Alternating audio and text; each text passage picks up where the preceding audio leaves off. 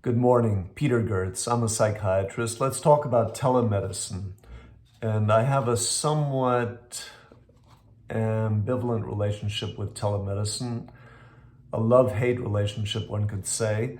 And I've been doing a lot of telemedicine for quite a few years.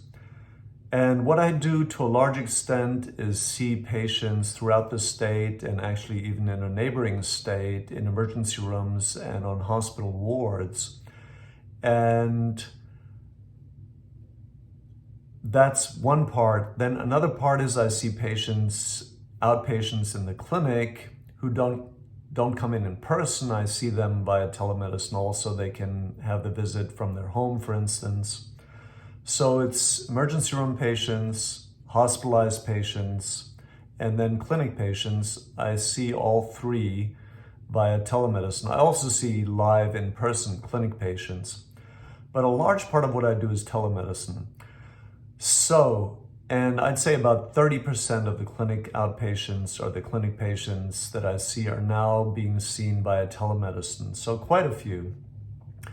So regarding the emergency rooms and wards, there are logistic issues with telemedicine. We have telemedicine machines, and sometimes we don't know which machine is being used. So we call in on one machine, but that's not the machine, that's where the patient is. And even if we have the correct machine, the machine may be on a different floor, the patient may be on a hospital ward that's different from where the machine is. Then in addition, sometimes you call the machine and nobody answers. So there can be logistical issues, also technical issues. The machine sometimes is not charged, and then all of a sudden while you're interviewing the patient, you hear a loud beeping, beep, beep, and you realize the machine is not charged, so it has to be plugged in, and then it may have to be taken further away from the patient. The acoustics sometimes are not good, even though the technical aspects as far as acoustics have improved a lot over the years, as has the visual quality. So in general, the visual quality is not a problem at all, and the acoustics are not too much of a problem generally. One big downside of using telemedicine is that you cannot physically examine the patient. So if, let's say, a patient is on antipsychotics and you want to check for extrapyramidal symptoms, you cannot check for stiffness, shaking. So that's a problem. But again, there are pros and cons. Big advantages are when you're seeing an ER patient or a ward patient, instead of standing in the room where the patient is in the ER or on the ward, you're going to be sitting at your desk and can easily write your note even while the patient's talking. You know, you have half the screen seeing the patient, half the screen pulled up for the note. So that's a big time saver right there. Also, if you get a telephone call while you're seeing the patient, you can easily turn off the patient's microphone, say, "Excuse me, I have to take a phone call," turn off the microphone of the patient, and then take the call and then tune right back in with the patient. And another huge advantage is you don't have to travel. You don't have to walk to the ER. You don't have to walk to the hospital ward.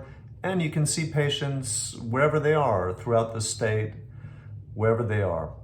Just sitting at your desk, you can see the patients. Now, to the clinic aspect, when I'm seeing patients via telemedicine in the clinic, there again can be technical issues. Especially in older patients, they'll often have trouble using the system. They often have trouble logging in, checking into their visits, major problems, and sometimes it's not possible. And then what do? You don't want to waste the visit. They've already booked the time. So that can be a major problem. Internet connection is often a problem. Initially, the connection is okay, and then you start talking with the patient, you can't hear him anymore. So telemedicine is not perfect. And what I'm doing is not telemedicine. I mean, it's telemedicine, but just psychiatry. There are all kinds of telemedicine that are being done. For instance, stroke evaluations via telemedicine.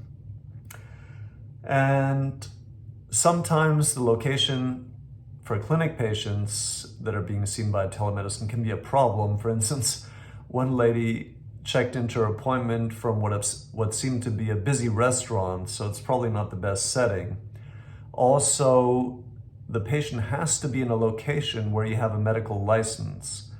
And that you cannot really check. The patient can say they're in one state, but they may be, 10 states further away.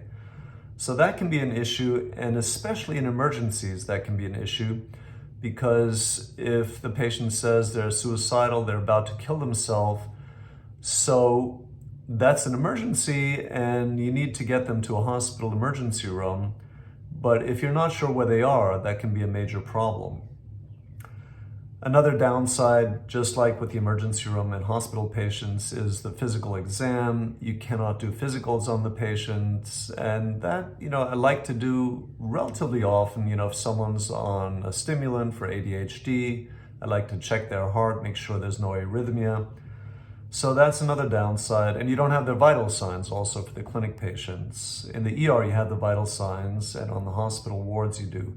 But for the clinic patients, you don't have vital signs when you see them, let's say, if they're tuning in from home. Big advantages for the clinic patients are if they live very far away, like 3 hours away, which is not that uncommon. They can save themselves the commuting, and that saves a lot of hours driving. And if they have trouble walking, they're using a wheelchair, then it's also a lot more convenient to do telemedicine. And for you, it creates a lot of flexibility, and especially since COVID, hospitals are much more flexible, so they allow a lot of people to work from home. I generally don't do that. I prefer to go to the clinic, but that's a big advantage also. Thank you.